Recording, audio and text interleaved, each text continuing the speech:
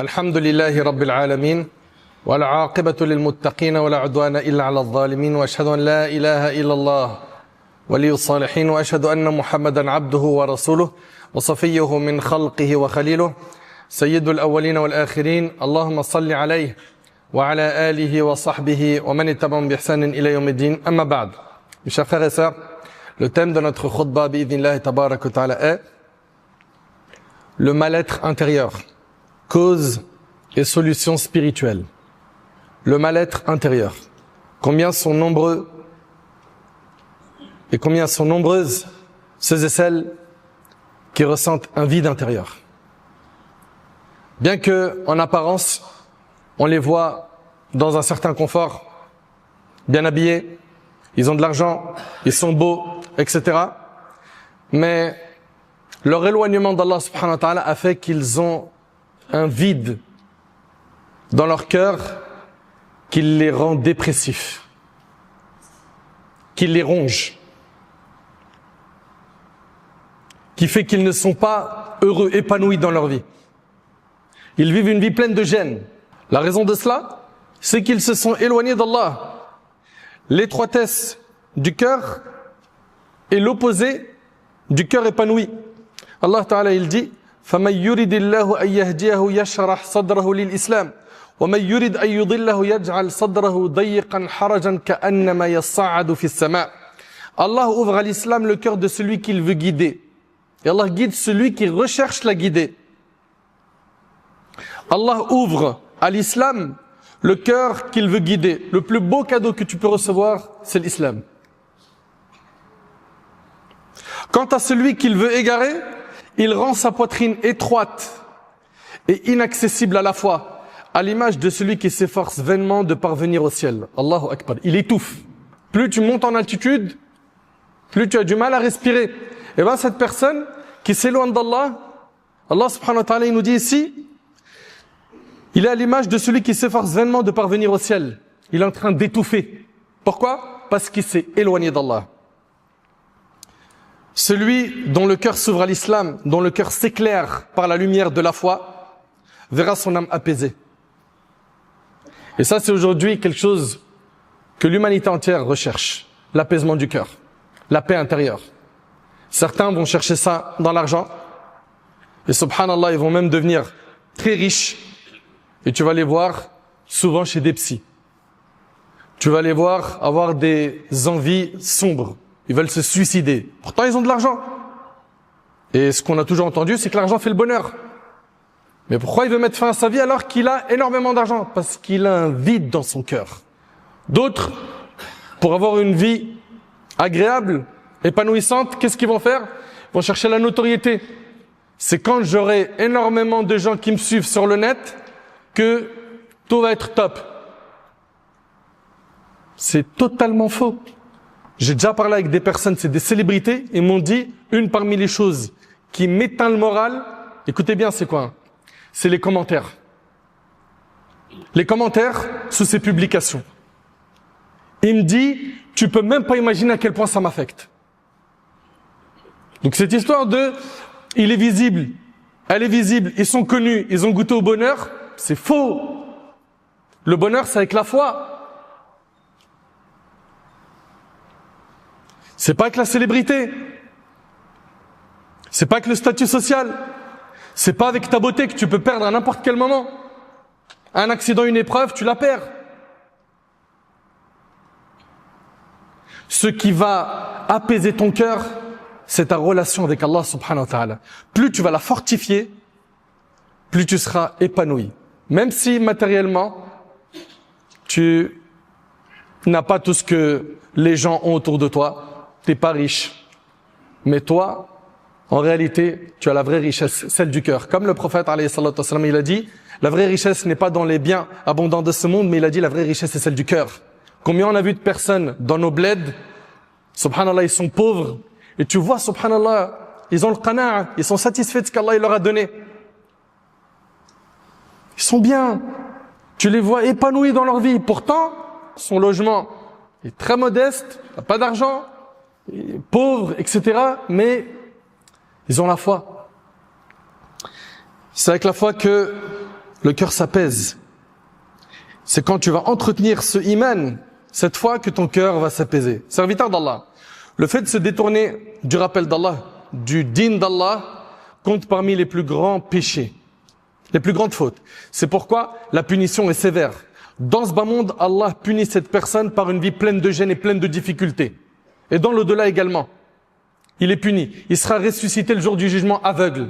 Qui? Celui qui s'est détourné d'Allah. Allah Ta'ala, il dit وَمَنْ أَعْرَضَ عَنْ ذِكْرِ فَإِنَّ لَهُ مَعِيشَةً ضَنْكَ وَنَحْشُرُهُ يَوْمَ الْقِيَامَةِ أَعْمَى قال ربي لما حشرتني أعمى وقد كنت بصيرا قال كذلك أتتك آياتنا فنسيتها وكذلك اليوم تنسى. Quant à celui qui se détourne de mon rappel, celui qui se détourne de la religion d'Allah, il se détourne du Coran, écoutez bien, Allah il dit, il mènera une vie pleine de gêne. Voilà. C'est écrit noir sur blanc dans le Coran. Tu t'es éloigné d'Allah, tu vas vivre une vie pleine de gêne. La seule chose qui apaisera ton cœur, c'est que tu le connectes à son créateur. Dans ce bas monde, Allah le punit par une vie pleine de gêne et pleine de difficultés. Et dans l'au-delà, il est ressuscité aveugle. Quant à celui qui se détourne de mon rappel, nous dit Allah, il mènera une vie pleine de gêne. Et au jour de la résurrection, nous l'amènerons au rassemblement aveugle. Il est ressuscité aveugle. Allahu Akbar. Il dira, Seigneur, pourquoi m'as-tu fait comparaître aveugle alors qu'auparavant je voyais? Allah lui dira, il en est ainsi. Sur terre, tu as reçu mes signes. Tu t'en es détourné, tu les as oubliés. Aujourd'hui aussi, tu es abandonné. Subhanallah. La vie pleine de gêne touche à la fois la vie d'ici-bas, la vie dans la tombe et la vie dans l'au-delà. Beaucoup de gens pensent que la vie pleine de gêne, c'est uniquement sur terre. Non. Comme le dit Ibn al-Qayyim, Ibn Kathir et d'autres, c'est dans ta vie d'ici-bas, c'est dans ta tombe. Ça sera une vie pleine de gêne et le jour du jugement. Est-ce que tu es prêt, toi, à vivre ces difficultés, ces épreuves?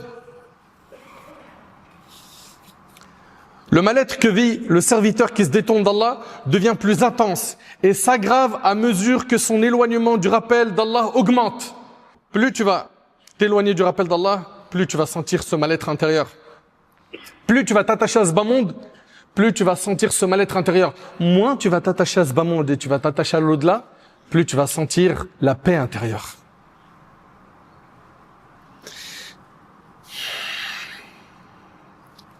En ayant ce mal-être intérieur qui grandit, le serviteur, ça donne davantage au péché. Subhanallah. Et ces péchés endurcissent son cœur. Suite à cela, il y a une rupture entre lui et son Seigneur. Une aversion des créatures à son égard. L'oubli des connaissances religieuses qu'il avait. Et la perte de sa vie, finalement. T'as gâché ta vie. Ibn Abbas, radiyallahu ta'ala anhu, wa an jami' as-sahaba, rapporte. La bonne action apporte une lumière dans le cœur. Un éclat sur le visage. Subhanallah. Celui qui est pieux, celle qui est pieuse, il y a du nour qui se dégage de son visage. De la lumière. La bonne action apporte une lumière dans le cœur, un éclat sur le visage, une augmentation dans la subsistance, une force dans le corps. Oui, al-ibada, ça donne de la force au corps. Et l'amour dans les cœurs des gens. Quant à la mauvaise action, elle engendre une noirceur sur le visage, une obscurité dans le cœur, une faiblesse dans le corps, une diminution dans la subsistance et un rejet dans les cœurs des créatures. Mes chers frères et sœurs, très rapidement, voyons ensemble les effets les plus marquants de cette calamité du cœur. Plus tu vas détruire ton cœur, plus ce qui va en découler comme conséquence sera très difficile à supporter. Premièrement, les gens vont détester sur terre. Les gens vont te détester sur terre. C'est rapporté par l'imam al-Bukhari et Muslim, selon Abu Huraira. Lorsqu'Allah déteste un serviteur, il appelle Jibril et dit « Certes, je déteste un tel, déteste-le donc ».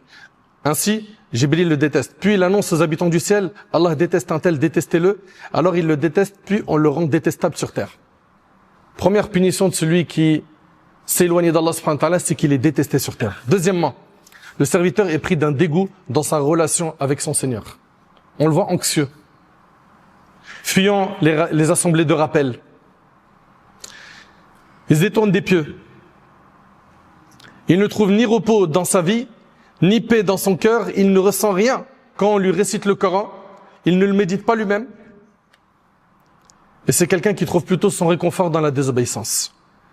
Troisièmement, la personne qui s'est éloignée d'Allah, faut qu'elle sache qu'elle est en train d'endurcir son cœur.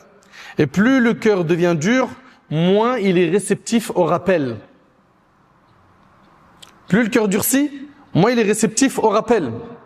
Et c'est ainsi que cette personne-là restera insensible face aux textes qui promettent le paradis et qui menacent contre l'enfer. Quatrièmement, la désobéissance affaiblit le cœur et le corps. Oui, Ibn al-Qayyim, rahimahullah, il a dit, la force du croyant vient de son cœur. Plus son cœur est fort, plus son corps l'est aussi. Quant au pécheur, même s'il semble physiquement fort, il est en réalité l'un des plus faibles lorsque survient un besoin urgent. Sa force le trahit au moment où il en a le plus besoin. Cinquièmement, la privation de l'obéissance. Le fait que tu t'es éloigné d'Allah, plus tu t'éloignes d'Allah, plus tu es en train de fermer des portes d'obéissance. Et sache que tout comme une bonne action en appelle une autre, le péché en appelle un autre. Quand tu fais un péché, eh ben ton âme te dit, fais-en un deuxième. Et fais-en un troisième. Et minimise-le. Et vas-y, ouvre la porte des grands péchés. Jusqu'à t'amener à la destruction. Sixièmement, la perte de la vie et la diminution de sa durée. C'est-à-dire quoi? C'est-à-dire que le fait de se couper d'Allah subhanahu wa ta'ala, ça va tout simplement gâcher ta vie. La gâcher. Et le jour du jugement, certains vont dire quoi? Yaqulu ya laytani qaddamtu li hayati. Il dira le jour du jugement, si seulement j'avais œuvré en bien pour ma vie véritable et éternelle. Il y a des gens qui vont regretter le jour du jugement. Est-ce qu'on sera de cela? Mais en fait, il faut qu'on se pose des questions là. Est-ce que nous, là, concrètement aujourd'hui, on pratique l'islam comme Allah tabarak wa ta'ala l'a demandé ou comme notre âme le dicte? Est-ce que tu pratiques un islam sur mesure où tu suis plus tes passions qu'autre chose, ou quand tu entends qala Allah, qala Nabi sallallahu alayhi wa sallam, tu obéis?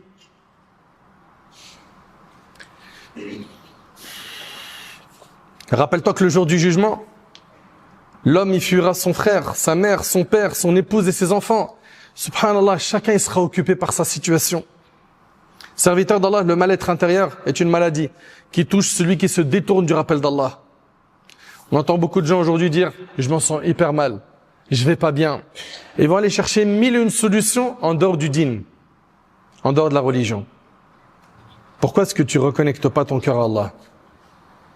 Où est le repentir sincère? Où est ta lecture avec méditation du Coran? À quoi ressemblent tes prières? Combien de temps durent tes prières? À quoi ressemblent les invocations de ta prosternation? Ou est-ce que t'en fais même pas, t'as pas le temps? Parce que t'as un match de foot. T'as ton téléphone qui t'appelle. Le téléphone, il a vibré dans tes poches, il y a des notifs, faut que je les vois vite.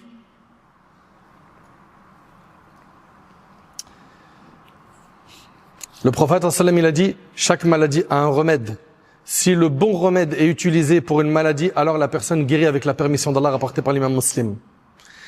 Et le remède de cette maladie, qui est l'étroitesse du cœur, qui est le fait de sentir un vide intérieur, le remède est dans le fait déjà que tu commences à comprendre que ce mal profond est la conséquence de ton éloignement d'Allah. Déjà, la première des choses, c'est de savoir qu'est-ce qui t'a amené à ça.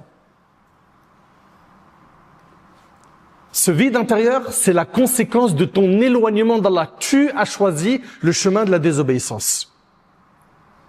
Tu as choisi de suivre un tel sur les réseaux. Tu as choisi d'être un mauvais modèle pour les gens.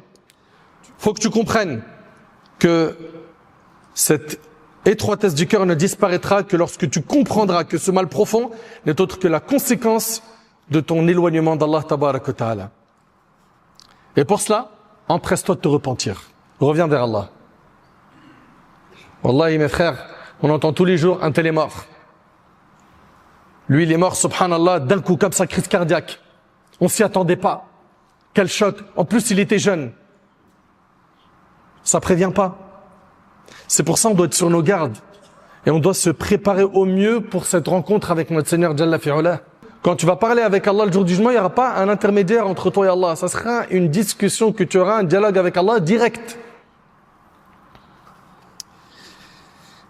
Et si tu te repens, sache que Allah subhanahu wa ta'ala, non seulement il va accepter ton repentir, mais Allah ta'ala change les péchés en bonne action. Illa man taba wa amana wa amila amalan salihan فَأُولَٰئِكَ يُبَدِّلُ اللَّهُ سَيِّئَاتِهِمْ حَسَنَاتٍ وَكَانَ اللَّهُ غَفُورًا رَحِيمًا. Sauf ceux qui se repentent, croient et accomplissent des œuvres pieuses, ceux-là, Allah va changer leurs mauvaises actions en bonnes œuvres, car Allah est pardonneur et miséricordieux. Parmi les remèdes les plus importants contre l'étroitesse du cœur, on a dit que tu dois réaliser déjà que c'est la conséquence de tes péchés, ça c'est hyper important. Maintenant, les solutions qui vont venir, faut que tu les enregistres. Faut que tu te prémunis des suggestions du diable. Quand le diable il t'appelle à faire une désobéissance, détourne-toi de cette idée. Détourne-toi de ce plan diabolique. Ne suis pas le diable. Allah Ta'ala il nous a interdit de suivre les pas du diable. Et les péchés, c'est quoi d'autre à part les pas du diable? Donc prémunis-toi contre Shaitan. Également, se méfier de l'âme incitatrice au mal. Oui, car l'âme aussi dicte parfois la désobéissance. Et reviens sincèrement à Allah subhanahu wa ta'ala en accomplissant des bonnes actions. Chers frères, chères sœurs, vous voulez avoir l'apaisement intérieur? Ça s'obtient avec, on vous a dit, la foi. Ça s'obtient avec les bonnes actions, les 5 prières quotidiennes. Ces 5 prières que tu dois faire de la meilleure manière. Aussi le fait de multiplier les actes surrogatoires, de prier la nuit, de faire des invocations. On sous-estime énormément les invocations. De multiplier l'évocation d'Allah, le dhikr d'Allah. Le fait de lire le Coran, le fait de dire Subhanallah, Alhamdulillah, Allahu Akbar, La ilaha illallah, prie sur le prophète sallam. Passe ton temps à évoquer Allah subhanahu wa ta'ala. Tout ça, ça tranquillise le cœur. Allah ta'ala dit Alladhina amanu wa tatma'innu qulubum bi dhikrillah, ala bi dhikrillah tatma'innu al-qulub. Ceux qui croient et dont les cœurs s'apaisent à l'évocation d'Allah, et c'est par l'évocation d'Allah seul que s'apaisent les cœurs des croyants. Subhanallah. Ibn al-Qayyim rahimahullah a dit, le rappel, le dhikr, a un effet extraordinaire sur l'apaisement du cœur et la quiétude de l'âme. Tandis que l'insouciance a un effet aussi étonnant sur l'étroitesse du cœur, sa fermeture et sa souffrance. Plus tu vas évoquer Allah, plus tu parles d'Allah, plus ton cœur y revit. Moins tu parles d'Allah, plus le cœur est durci. C'est pour ça le prophète sallam a dit, ne multipliez pas le parler sans évoquer Allah, car la multiplication du parler sans évoquer Allah rend le cœur dur. Et la personne la plus éloignée d'Allah le jour du jugement, c'est celle qui a le cœur dur. Tu crois que ton cœur il se porte bien quand tu es en train de parler toute la journée de mode, de luxe, de voiture, d'argent, business, de femmes, ou elle parle d'hommes? Tu crois que c'est là que ta foi elle augmente? En parlant de dunya, en parlant de désobéissance, au contraire, tu es en train d'achever ta foi. Par contre, quand tu parles d'Allah, là le cœur revit. Et malheureusement, on en arrive à un stade où certains, ils ont honte de parler d'Allah. Uthman ibn Affan, radiyallahu anhu, il disait que si nos cœurs étaient sains, on ne se rassasierait jamais du rappel d'Allah. On ne se rassasierait jamais. Parce que là, tu es en train de nourrir ton cœur. Ibn al-Qayyim, il mentionne également, parmi les causes d'épanouissement du cœur et de la disparition du malaise, le fait d'abandonner, écoutez bien s'il vous plaît, ce qui est superflu en termes de regard, parole, écoute, fréquentation, nourriture et sommeil. C'est-à-dire quoi? C'est-à-dire prends ce qui est nécessaire dans cette vie. Que ce soit en termes de sommeil, que ce soit en termes de fréquentation. Pourquoi? Parce que ces excès, ils portent nuisance au cœur. Ces excès se transforment en douleur, chagrin et soucis dans le cœur, l'enferment, le restreignent et deviennent pour lui une source de tourment. Chers frères, chères sœurs, on est très nombreux à ressentir parfois que notre cœur va mal. Et on va chercher beaucoup de solutions en dehors du livre d'Allah et la sunna du prophète sallam. Et ça, c'est une grande erreur. C'est une grande erreur. Ce vide du cœur, tu ne pourras le combler qu'avec le dîn. Pour pouvoir épanouir ton cœur, il faut impérativement que tu aies une relation forte avec Allah subhanahu wa ta'ala. Enfin, j'implore Allah subhanahu wa ta'ala d'apaiser nos cœurs. J'implore Allah subhanahu wa ta'ala de nous guider sur le droit chemin. J'implore Allah tabarak wa ta'ala de faire de nous des pieux. J'implore Allah subhanahu wa ta'ala de nous accorder une bonne compréhension de sa religion. J'implore Allah subhanahu wa ta'ala de nous pardonner nos péchés. J'implore Allah azza wa jal de nous accorder une bonne fin. صلى الله تبارك وتعالى أن ينفعني بما قلت وننفعكم بما سمعتم